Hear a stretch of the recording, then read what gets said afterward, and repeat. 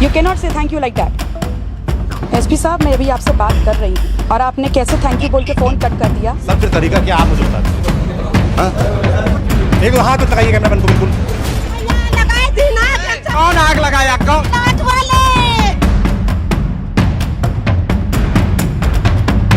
दोस्तों, एक बात तो तय है, जब जब किसी की कुर्सी का अहंकार बढ़ता है, जब सत्ता का मद बढ़ता है, तब तब उसके संकेत पहले से मिलने शुरू हो जाते हैं। कुछ ऐसा ही उत्तर प्रदेश में शुरू हो चुका है दोस्तों। नोएडा से रायबरेली तक और रायबरेली से गाजियाबाद तक अफसरों के भीतर जो जिला इल्लाही यानी जिला अधिकारियों का जो अहंकार है, वो आम जनता, चाहे वो पत्रकार हो, नेता हो, विधायक हो या विपक्ष के लोग, सबको अनारकली से भी कम समझता है। अगर उस अधिकारी के सामने आप समस्या रख दें या फिर जो गरीब बेबस लाचार है उनकी समस्या कोई पूछने लगे तो उन्हें दुत्कार दिया जाता है, यहां तक कि पत्रकारों को भी भगा दिया जाता है। कुछ ऐसी ही 3-4 तस्वीरें आज मैं आपके सामने लेकर आया हूं। ये तस्वीरें बताती है कि उत्तर प्रदेश में जिला अधिकारियों का जंगल राज व्याप्त हो चुका है। और जब मैं जंगल राज कह रहा हूं तो इसका मतलब ये समझ जाना चाहिए, क्या इस देश की जनता पत्रकारों, विपक्षी नेताओं या किसी पीड़ित, शोषित, वंचित व्यक्तियों के साथ खड़े होने का अधिकार नहीं है? उनसे सवाल पूछने का अधिकार नहीं है? और अगर नहीं है तो उत्तर प्रदेश की योगी आदित्यनाथ सरकार और केंद्र की नरेंद्र मोदी सरकार को ये बता देना चाहिए। शुरुआत में इतनी बात मैंने इसलिए की क्योंकि अब जो मैं दिखाने जा रहा हूं उसे देखकर आप भी गुस्से में भर उठेंगे। खबर रायबरेली से है। वहां एक गरीब किसान एक फर्जी लोन कांड में फंस जाता है। हालात ये होता है कि उसकी मौत हो जाती है उन्हीं दबावों और धमकियों की वजह से। पल्लवी पटेल उस परिवार के साथ उन दुखियों का दुखड़ा बांटने और न्याय दिलाने का भरोसा देती हैं, तो कानून व्यवस्था की जिले की सर्वोच्च कुर्सी पर बैठे एक आईपीएस अधिकारी से जब वो बात करती हैं तो उनके साथ जो सलीका होता है वो देखते ही बनेगा।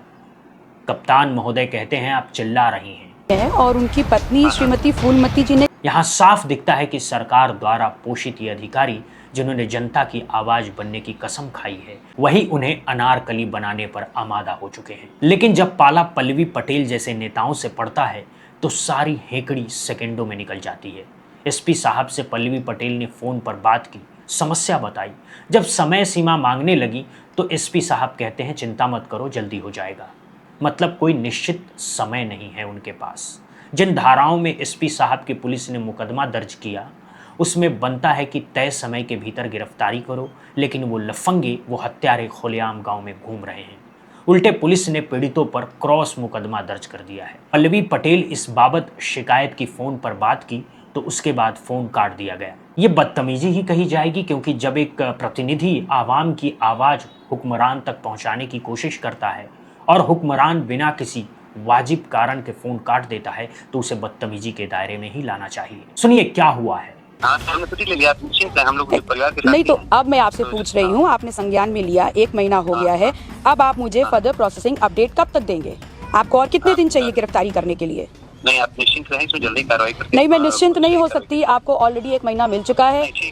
आप not you can not say thank you like that. You can not say thank you like that.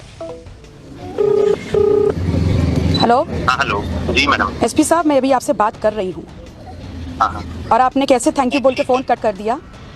नहीं, हमने अगर बात समाप्त होती तो मैं स्वयं आपसे कहती। नहीं, देखिए, आप चिल्लाइएगा, गुस्सा करिएगा तो नहीं, मैं चिल्ला नहीं रही हूँ, मैं बिल्कुल नहीं चिल्ला रही हूँ, मैं बिल्कुल नहीं चिल्ला रही हूँ, मैं आपसे नॉर्मल बात कर रही हूँ। मैं आपसे पूछ रही हूँ 1 महीने में आपने क्या प्रोसेसिंग की है, आप मुझे अपडेट दीजिए। और अगर आपको वक्त चाहिए तो आप मुझे बताइए, 4 दिन, 5 दिन, 2 दिन। नहीं, जल्दी कर देंगे, आप निश्चित रहिए। जल्दी कितना? 1 महीना हो चुका है। आपका ही नियम कहता है 108 धारा में गिरफ्तारी जल्दी होनी चाहिए, तो जल्दी की समय सीमा मेंशन है उसमें। नहीं, ठीक है, चिंता मत करिए। आप मुझे बता दीजिए कितनी समय सीमा। मैं उससे पहले आपको डिस्टर्ब नहीं करूंगी, आप मुझे बताइए। आप हमको 10 दिन में एक बार फॉलो अप कितने दिन का? 15 दिन। 15 दिन। याद रखिएगा एसपी साहब, 15 दिन बाद मैं आपके ऑफिस पहुंच जाऊंगी। इस पल्लवी पटेल ने एसपी साहब को बहुत आसान तरीके से, बिल्कुल साफ लहजे में ये बात समझा दी कि आप लोग जनता की सेवा के लिए हैं। जिल्ले इल्लाही यानी अधिकारियों का अहंकार मत बनिए। ये मैसेज हर उस अधिकारी को दिया जाना चाहिए जिसके मगज में ये भरा हुआ है कि उसने देश की सबसे कठिन परीक्षा पास कर ली है, तो वो जनता पर राज करने आया है। वो जिले इल्लाही नहीं है, वो उसी जनता का है, क्योंकि लोकतंत्र में आवाम ही सबसे ऊपर होती है। और ये बात शायद कुछ अधिकारियों के दिमाग से निकल चुकी है। तभी तो नोएडा में भी ऐसे ही कुछ अफसर बैठे हैं जो पत्रकारों के सवालों पर जवाब नहीं देते। पूछा जाता है तो उन्हें भगा दिया जाता है। न्यूज पिंच के पत्रकार सौरभ त्रिपाठी जब नोएडा के पुलिस अधिकारियों से पूछने लगे तो उन्हें वहां से किस तरह निकाला गया वो आप इस वीडियो में देखिए। छोटा सा हिस्सा देखिए। फिर तरीका क्या आप मुझे बता दीजिए। हाँ? एक तो हाथ मत लगाइए कैमरामैन को बिल्कुल। सौरभ नोएडा में पुलिस दफ्तर गए थे, वहां अधिकारियों से बात कर रहे थे, तभी एक टी शर्ट पहना शख्स आया। उस समय तक सौरभ को भी नहीं पता था कि वो कौन है और उसने उन्हें बाहर निकाल दिया। सौरभ क्या कर रहे थे? बस उन लोगों से जुड़े सवाल पूछने गए थे, लेकिन जवाब नहीं दिया गया। बिल्कुल उसी तरह जैसे किसी राजतंत्र या मोनार्की में जिले इल्लाही के सामने कोई पूछ जाए तो उसे 100 कोड़े मारने की सजा दे दी जाए। खैर यहाँ कोड़ेबाजी तो नहीं चल सकती, लोकतंत्र है, लेकिन जिले इल्लाही वाला दिमाग उत्तर प्रदेश के अधिकारियों में जरूर है। ये तस्वीर यही साबित करती है। एक तस्वीर सौरभ शुक्ला से भी जुड़ी दिखाऊंगा, उनके साथ भी यही हुआ और वो तो कहीं जा भी नहीं रहे थे। इस पर वृश्याम मौर्य ने लिखा, इसे कहते हैं असल पत्रकारिता। नोएडा में भारी बवाल के बाद डैमेज कंट्रोल के लिए पुलिस का आम नागरिक और पत्रकार के साथ अमानवीय व्यवहार कैमरे के सामने आ गया। चाहे बालिग हो या नाबालिग, पुलिस ने मौके पर जिसे पाया उसको उठा लिया और तो और घर वालों को सूचित भी नहीं किया और गिरफ्तारी की वजह तक नहीं बताई गई। नोएडा में अपनी नाकामी छिपाने के लिए पुलिस जिस तरह काम कर रही है वो इस वीडियो में साफ दिखाई दे रहा है।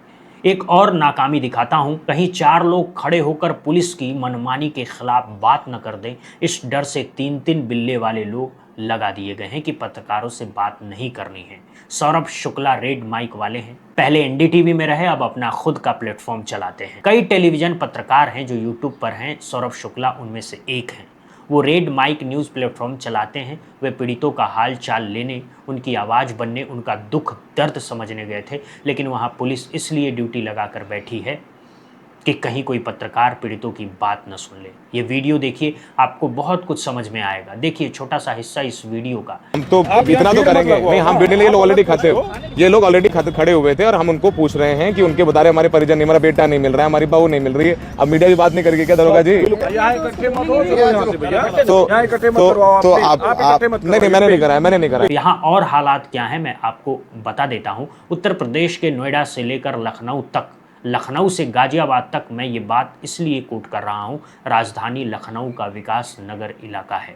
रिंग रोड के पास करीब 250 परिवार झुग्गियों में रहते हैं। बीती शाम लगभग 5:30 बजे वहां आग लग गई। उस आग में 2 बच्चियां जिंदा जल गईं। तमाम गरीब मजदूरों के सपने जल गए। किसी की पढ़ाई की फीस रखी थी, किसी की किताबें थी, कोई घर बनाने के लिए एक एक पाई जोड़ रहा था। सब कुछ जल गया, लेकिन इसकी जिम्मेदारी कोई नहीं ले रहा। तमाम लोग कह रहे हैं कि ये आग महल वालों ने लगाई है। आसपास बड़े बड़े घर हैं। आरोप है वहां के लोगों पर। सोशल मीडिया पर तमाम वीडियो देखने को मिल जाएंगे। एक वीडियो देखिए, क्या कुछ लोग इस पर बता रहे हैं, जरा सुनिए।